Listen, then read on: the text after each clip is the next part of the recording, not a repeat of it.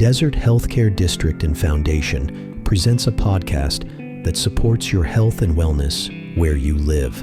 This is Healthy Desert, Healthy You, hosted by Will Dean. Now, here's Will. Hello, friends. I am here with a very special guest today. It's Aydee Palomino, who is the Environmental Justice Campaign Manager at Alianza Coachella Valley. Welcome. Thank you. Thank you for the invitation. We really appreciate the platform. You're welcome. I'm very excited to have you here because I'm familiar with Alianza. Actually, the organization has a long relationship with the Desert Healthcare District and Foundation. Yes, it does. We've done a lot of work together. Yeah. And look forward to doing more. Yeah. So I want to start out very simply. You have environmental justice as part of your job title. Mm-hmm. For the listeners who may not be clear on what that means, would you elaborate on that? Sure. So for Alianza Coachella Valley and the environmental justice work that we do, we define environmental justice as our communities in the region that we serve having access to clean water, clean air, affordable and resilient or climate resilient housing. That's really important. And then access to green space. As you drive towards the eastern part of the Coachella Valley, it's pretty apparent the lack of infrastructure Yes. that people have just to even get to resources. And those resources go from schools, jobs, to commercial districts or areas where they have access to grocery shopping service, basically really basic needs that you need for day-to-day life. And in particular, the Eastern Coachella Valley, and because we are in a really dusty region, clean air or air quality comes up a lot for our communities. Yes. So our work is really centered around that. And since we started environmental justice work at Alianza Coachella Valley, our job has really been to look at how infrastructure can help mitigate some of the air quality issue that our region faces and that our disadvantaged communities face. You said basic needs, and I agree with that. I also think of it as just human rights. Exactly. A lot of things that some people take for granted that many people don't actually have access to. Exactly. Yeah. And it really just takes for people to go to the unincorporated communities of the Eastern Coachella Valley, such as Mecca, Oasis, North Shore Thermal, even some like really super rural communities like Bombay Beach or Salton City or West Shores to really understand that there are just some basic amenities and that really they're really asking for a dignified way of life or quality of life. So our work has also extended into like how does even a more diversified workforce opportunities look like in the region. Okay. I know that Alianza does a lot in the community. Mm-hmm. So I want to focus a little bit on something very interesting I saw on the website. Mm-hmm. This idea of, I want to get this right, the Trails Network plan. Yeah. Talk a little bit about what that is. Yeah. Thank you for asking. So I want to give a little bit of context setting and history of how we got there. So as I mentioned, our environmental justice work really delves into what does built and in some instances natural infrastructure look like in the Eastern Coachella Valley that can help mitigate some of the environmental impacts that we see from climate change. And then just really what that looks like in our region is just really like heat islands, not having shade equity. When we started looking at that and we had various wins in our environmental justice work, everything from providing clean water to mobile home parks to paved roads. So really bringing resources and shedding a spotlight where they're really needed and leveraging the data to make decision makers make those changes for those communities. Which is important. Is very important. Yes. And we're talking about what does it mean for a child to walk in their neighborhood and not having to breathe all that dirt, right? And some of that dirt is contaminated. Like you never know. And that's something that we've helped in monitoring in some instances, but we got involved because the state was in the process of developing a 10-year plan for Salton Sea Management Plan. Governor Brown at the time signed an executive order. He put together a Salton Sea task force, and then now we have what is called the Salton Sea Management Program or the plan. Okay.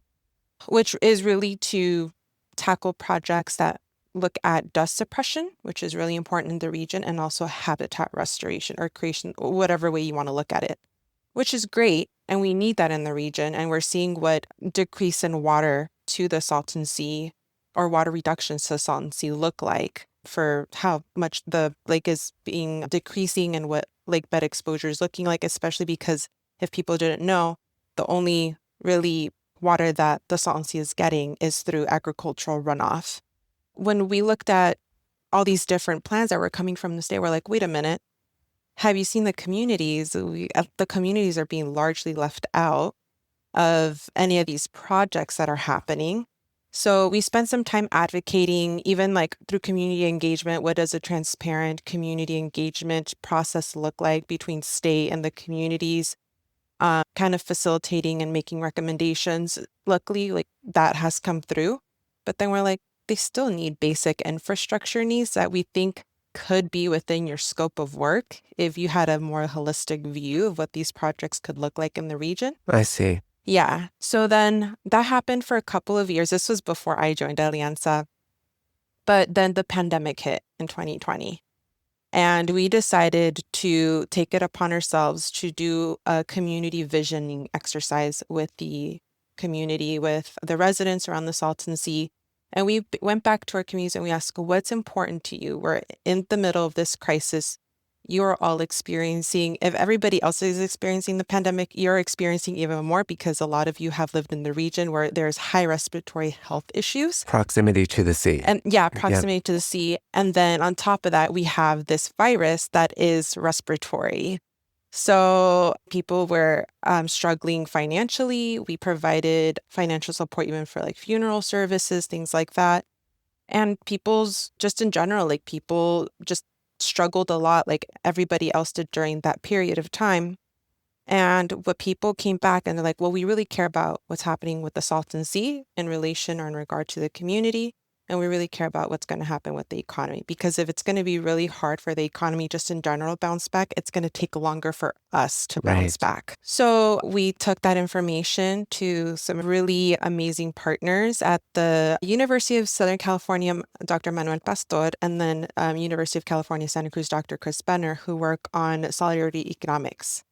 And what is that? Two very intelligent people. Yeah, very intelligent and very respected. And we just really admire what their research sheds a light on as far as what would solidarity economics look like if it was manifested in infrastructure projects that could really help the community, could really help connect the community, not just physically, but then also like emotionally, socially, to increase quality of life. And then we worked with two architects, Jillian Schaefer and then Paul Rupert. And we came up with this really cool concept of we really need to start advocating for a multi-benefit trail in the region. Because for us, when we're like, oh, like multi-benefit, like why would people want to be outside near the sea where there's bad air quality? We're like, for us, it's more than just recreation. It is about increasing mobility for our community. How are people going to get from point A to B when there really aren't many paved or infrastructure or route options for our community? People don't have even valid or reasonable public transportation options to those kind of more rural communities, unincorporated communities in the Salton Sea. So for us, it was really how can we increase mobility and also leveraging the fact that there is what we call the CV Link, which is a project of a paved path for non-electric or non-motorized vehicles. So small vehicles, we're talking about golf carts, electric scooters, electric bikes, people running, walking. And this is a path that would extend across the valley. Yes. So I was going to ask, did this all happen at the same time, or was Alianza talking about this trail before a CV Link came about, or? No, it came after. It came knowing bits and pieces how it was going to develop over time, what type of funding the Coachella Valley Association of Governments is going to go after, if there was even a possibility of it extending to North Shore and then to thermal, or what you would call like Salton, towards that side of the sea, the western side of the sea. But we were leveraging the fact where we're like, it stops right now at Airport Boulevard. Why not extend it? Right. At that point, there was a lot of ARPA money. There was infrastructure bill money. I was like, why not partner and look at dollars, and we can help at what we're great at, which is community engagement and bringing in the community narrative. And we can help you with some technical assistance, things that you may need that you may not have the funding for. And we'll go from there. And slowly but surely, we've had these informal partnerships with local entities that would be in charge of implementing this type of project. So that is going to happen now. So the CV link is going to be extended to include this trail. They're going after planning dollars, and it's actually on their website now. Okay. Which is great that they do have plans now to extend it. We're talking to them about it. They're working with the County of Riverside to see what it would look like, the phasing. So the plans are there. We're just right now, we're trying to figure out like, what do the funds look like? What do the stages look like? Where do we bring community in so that we know, first and foremost, that trail is for them? Because when we talk about the Salton Sea, it has a really neat history in being like this tourist hotspot or oasis for... Seen the photos. Yeah, for people like back in the day. It had neat facts, but it had the speed racing competitions because the salinity is so high in the water that just the way that the boats float, it makes for great boating opportunities. So that was back in the 50s and 60s. But we're like, well, it really only caters to one demographic of people. It's not catering to the folks who came on the Bracero program, the farm laborers who do so much for us, and they just deserve so much, not because they provide so much for our economy, not just locally and regionally and nationwide, but because they're people. Yes. So that's what we're working at right now with like the multi-benefit, and it's been really neat to see. We've done various events where what would it look like to reimagine what a pathway or a trail network would look like at the Salton Sea region that primarily works for the community. But yeah, like why not incorporate some educational and cultural elements for tourists and people who aren't from the region and would like to visit the Salton Sea? Let me ask you this, because you did mention the question some people may have about being outside when we're talking about air quality and environmental health challenges. So what are the components of the trail that are going to address that? There would be shade structures, obviously. Yeah. What other ways? Vegetation, like some really practical vegetation, maybe some sort of barrier. We haven't really delved into that too much yet because we're in the planning, like what does funding look like? Who's going to do it? How are we going to do it? It's just so competitive, and funding is very opportunistic in the work that we do. But it looks like anything like that, really. And also looking at, because we work with really neat architects that are also researchers in their own right, like Jillian Schaefer, she's even looking like at what type of infrastructure can work for like dust capture. Okay. She's done really incredible work around research facilities that can capture dust so that then researchers can study it and can study what's actually in the dust that is impacting people. That's pretty amazing. Yeah, she's an incredible, her and her colleague, Paul Rupert, incredible architects. They've also helped us like what it would look like to have safe access to the water, because even water infrastructure at the Salton Sea is a huge challenge, not just for me. When I talk to the Regional Water Board, to Salton Sea Management Program team, to the Department of Water Resources or the Borough Reclamation, they're like, yeah, we're also trying to figure that out in a safe way because the hydrology of the lake is so complex in many different areas that they themselves have issue like getting in. So then tracking water quality monitoring is an issue. We do that we were doing that on a quarterly basis. We have to stop for a little bit right now because of the summer. It's like, how would that look like? And also, how do we leverage and complement other projects that are planned around the lake? So there's the North Lake Pilot Demonstration or North Lake Pilot Project that the County of Riverside is in charge of implementing, and that is the Salton Sea Authority's project. How do we make sure that it complements that? That's right. That would be right in front of the North Shore Beach and Yacht Club. How do we make sure that it complements plans for any restoration or kind of revamping efforts? The Salton Sea State Recreational Area is planning. How can we possibly connect it to the Bombay Beach Wetlands Project that Audubon and the state are leading south of that? So it's really, how do we start connecting different projects so that they don't seem isolated and people can get to it and enjoy it? Yes, and I'm also curious about the economic development portion of this. Yeah. So what does that look like in relation to creating this trail? Yeah. What are the economic opportunities there? So a lot of people in North Shore and other communities around the Salton Sea are trying to be small business owners, entrepreneurs. They sell food, art out of their home. So it's really about providing the space, public space, convening space where they can do that. For the people who are already there. Yeah. and have these services and these talents and things to offer. Yeah. And then, Okay. and also my executive director, Silvia Paz, always talks about it, but she always envisions like this marketplace, right? Where, because it's an agricultural community and some of our community members even grow their own veg or fruits at home. What does that look like to provide a safe space for people to be able to do that? We also talk about if there is the possibility for somebody to come in and offer like electric scooter or bike rentals around the Salton Sea. That would be really neat. And I think people would enjoy it because I always say, if you're at the Salton Sea, take the time to take a drive from the north to the south or the south to north on the eastern side, and it is at sunset. It's absolutely beautiful.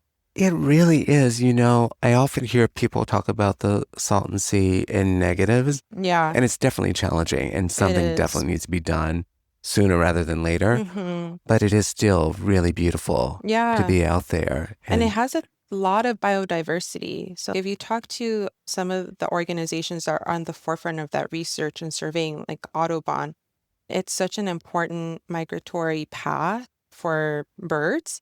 And then you have the Sanibona Refuge at the sea. And then soon the state will be opening, well, I don't know what phase. We'll actually find out tonight because they have a community meeting. So what do you call advertising that on here? But they have the species conservation habitat, which is of the biggest project that they're leading right now on the southern end of the sea. And that's supposed to provide thousands of acres of bird habitat. And I believe shallow and deep water habitat for the pupfish, which is really important, and they can be really important food sources for the migratory birds. There's a lot to do, not even mentioning like just being able to go and just experience and be connected to that body of water, kind of get curious and delve into its history. It wasn't always a Salton Sea. It was the ancient Lake Cahuilla that was actually even more massive and would shrink and flood.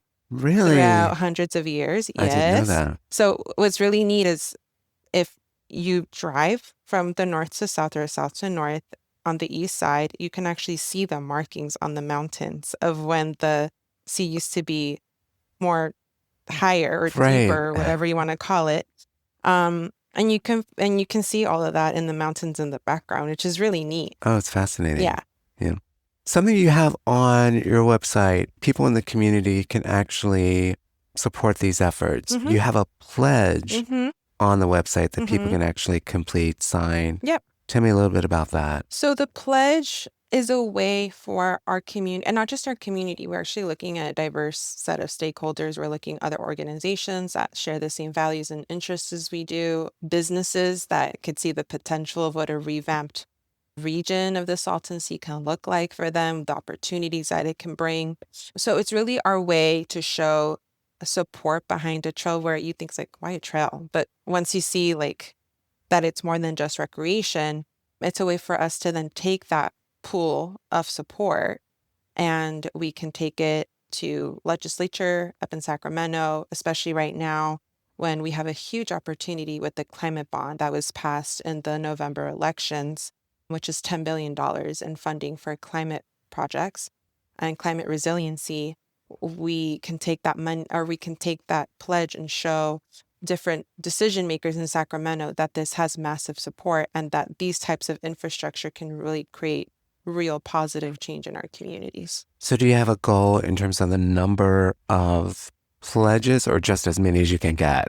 Look, as many as we can get is great, but something that might be really feasible because we're working with our organizing partners, Líderes Campesinas and Coachella Valley parents on the ground on this, is there is about 4,600 single-family homes that live within 10 miles of the Salton Sea region. And we can get a representative from each household to sign it. We're almost reaching 400 now. We had just launched it like a month ago officially. I think that might be like a really feasible target. But yeah, the more that we can, and also we want to make sure that not just people within that 10-mile radius, but also people that can see the vision on the western side of the valley that already have the infrastructure here. And you see it in Palm Springs. You already have the CV link built for you. Right. I think it's really smart to connect to extend CV link because so many people are going to be on that and will go all the way out and possibly see the Eastern Valley for the first time. Yeah. And see the Salton Sea for the first time. Yeah. So we're hoping that people can see like folks here, I'm not saying that every single region in Palm Springs is privileged, but there are some spots that need help. But as far as when you go to the Eastern Coachella Valley, you really do see the disparity in infrastructure. And it's not by coincidence, it's by design.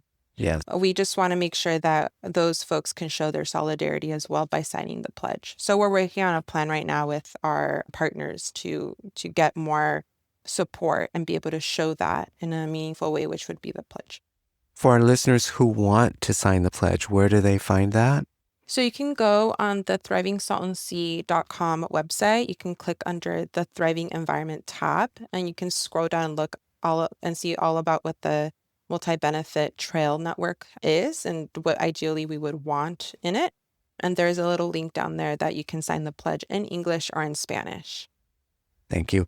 One of the things that you mentioned that I know Alianza is very good about, and you mentioned that, is the community involvement, bringing the community to the table. So what are some ways that you do that? I'm asking for a friend. No, ma'am.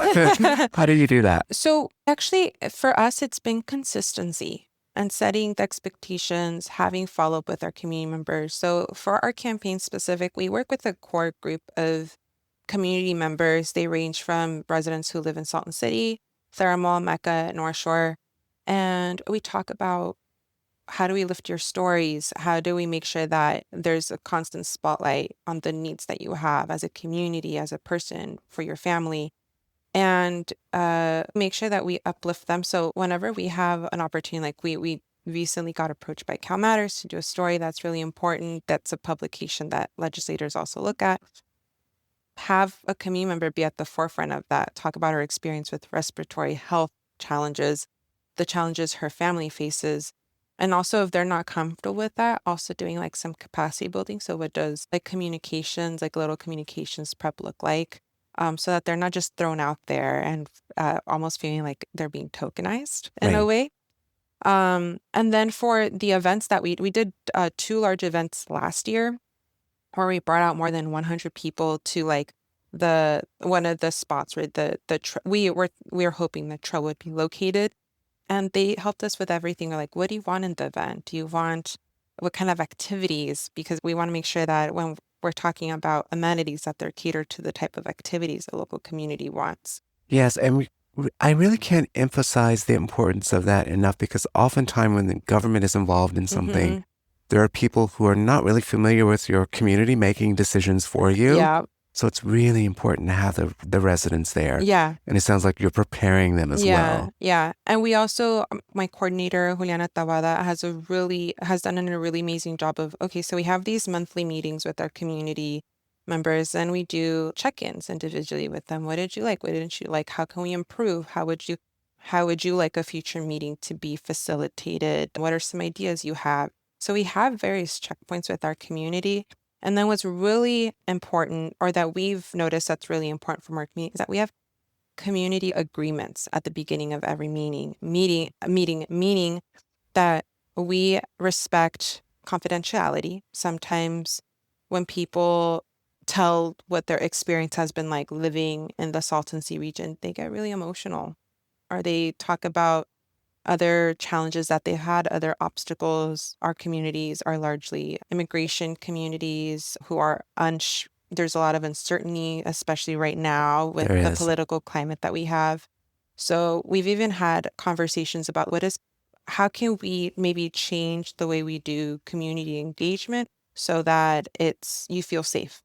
Creating a safe space. Yeah. And we've had to have those conversations, which I think are really important, because environmental justice is great, but you can't be advocating for your community if you're being put in a dangerous situation. Absolutely. Yeah. So in addition to the pledge, are there other ways that residents who are not part of the community, maybe on the western end, how they can support the efforts that Alianza is working on? Yeah, the pledge would be one, but we do have a newsletter, and you can go on the website and you can sign up for that newsletter, and you can see all the amazing work that not just my campaign, but then my colleagues and other campaigns are doing. So we have an Elevating Justice, which is about restorative justice in Eastern Coachella Valley schools, and what does implementing that look like. We have civil engagement or service. So that varies depending on the type of opportunity or project that we're working on, the need that the community has. That has involved everything from vaccination education to voting education. And then we have our youth leadership program where we teach them everything from where do you engage a decision maker? How do you engage them? How, in what ways can you engage them? So that right now they're working on clean water at their schools. What grades are we talking about? We're talking high school. Okay.